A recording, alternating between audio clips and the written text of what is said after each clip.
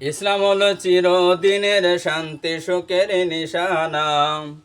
ইসলাম ছাড়া অন্য সবই জাহান্নামের ঠিকানা। ইসলাম হলো চিরদিনের শান্তি সুখের নিশানা। ইসলাম ছাড়া অন্য সবই জাহান্নামের ঠিকানা।